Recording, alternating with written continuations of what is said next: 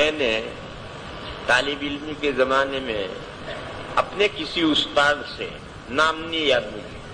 اپنے کسی استاد سے یہ بات میں نے سنی کہ امت میں 4 آدمی ایسے گزرے ہیں کہ جو شخص ان کی کتابوں سے مزاولت رکھے گا، مزاولت کے معنی دلچسپی، تعلق، مطالعہ، پڑھنا، سمجھنا، مزاولت رکھے گا جو شخص ان 4 بزرگوں کی کتابوں سے، وہ اگر کتنا بھی غبی ہوگا تو ذہین ہو جائے گا، کتنا بھی غبی چاہے ہو وہ ذہین ہو جائے گا اگر ان 4 بزرگوں کی کتابوں سے مناسبت تعلق رکھے گا۔ اور یہ قول حضرت شیخ الہند کا ہے، مگر میں نے کس سے سنا وہ نام یاد نہیں۔ حضرت شیخ الہند یہ فرمایا کرتے تھے کہ امت میں 4 آدمی ایسے گزرے ہیں کہ اگر ان کی کتابوں سے مزاولت رکھی جائے تو غبی سے غبی آدمی بھی ذہین ہو جائے۔ پھر حضرت نے نام بتلائے، ایک شاہ ولی اللہ صاحب علیہ الرحمہ، شاہ ولی اللہ صاحب کی کتابوں سے جو مناسبت رکھے، مزاولت رکھے، شاہ ولی اللہ صاحب، مجدد الفسانی، ابن العربی، اور ایک چوتھا نام کسی اور کا ہوگا، ابن تیمیہ کا بتایا ہے، کس کا بتایا مجھے یاد نہیں۔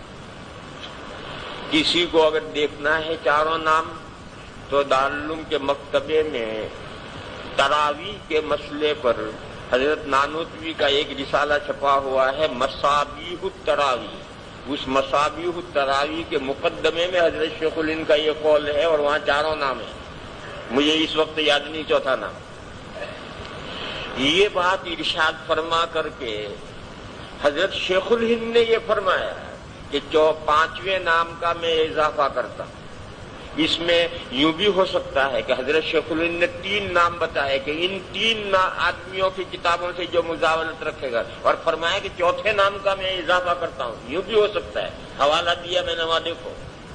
تو حضرت نے فرمایا میں 4تھے نام کا اضافہ کرتا ہوں، یا فرمایا میں 5ویں نام کا اضافہ کرتا ہوں، اور فرمایا کہ وہ ہیں حضرت الاستاد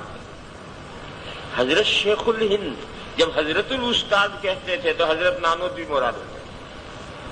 وہ حضرت نانوتوی قدس سرہ کی کتابوں کا یہ مقام ہے کہ جو شخص ان سے مزاولت رکھے گا وہ چاہے کتنا ہی غبی کیوں نہ ہو ذہین ہو جائے گا۔ جب یہ میں نے اپنے طالب علم کے زمانے میں اپنے استاد سے یہ بات سنی تو میں نے سوچا کہ ان سب 4-5 آدمیوں کی کتابوں سے تو میں کہاں مزاولت رکھوں گا۔ طالب علم جو پڑھنا ہے، جو کتابیں اس سے درس سے متعلق ہے، اسی سے اسے فرصت نہیں ملتی، تو اب میں 4-5 کی کتابیں کہاں سے حاصل کروں گا؟ آج تو کتابیں بھی بہت عام ہو گئی، ہمارے طالب علم میں کتابیں اتنی عام نہیں تھی، تو میں کہاں سے کتابیں حاصل کروں گا اور ساروں کی کیسے؟ تو میں نے سوچا کہ میں کوئی ایک آدمی پکڑوں،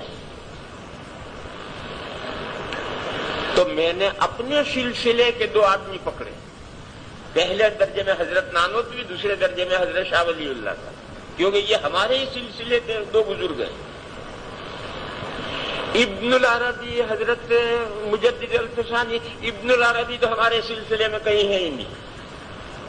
اور حضرت مجدد صاحب ہمارے اکابر میں ہیں، لیکن جو ہمارا دیوبند کا سلسلہ ہے اس میں مجدد صاحب نہیں آتے۔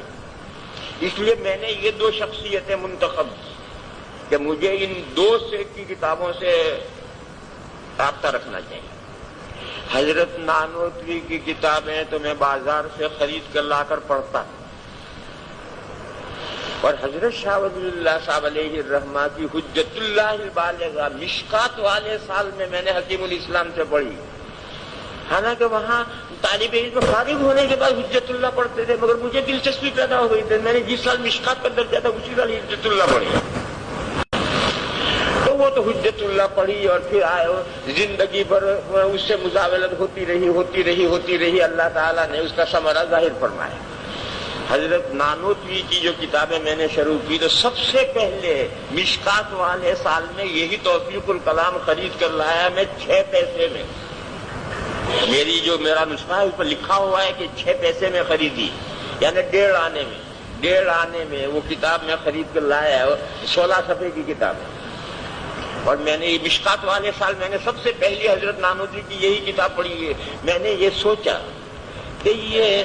طالب علم کا عام موضوع ہے، سبھی کتابوں میں فاتحہ خلف الامام کی تقریریں سنتے رہتے ہیں، تو حضرت کا یہ رسالہ بہت آسانی سے سمجھ میں آئے گا، دوسرے مشکل رسالے بعد میں دیکھیں گے، یہ تو طالب علم کا عام موضوع ہے، تو اس کا سمجھنا کیا مشکل ہے؟ تو میں یہ کتاب لایا اور میرے پاس نسخہ ہے، میں نے اس کے شروع میں لکھا ہے کہ فلاں تاریخ کو اس وقت میں اس کا مطالعہ شروع کیا، پھر وہ 16 صفحے کا رسالہ ہے، اس کے آخر میں پھر تاریخ لکھی ہے کہ فلاں تاریخ کو ایسا میں نے مطالعہ مکمل کیا ہے، تو میں نے اس کا مکمل مطالعہ کیا ہے 20 دن میں، 20 دن میں یہ 16 صفحے دیکھیں مطالعہ کیا ہے۔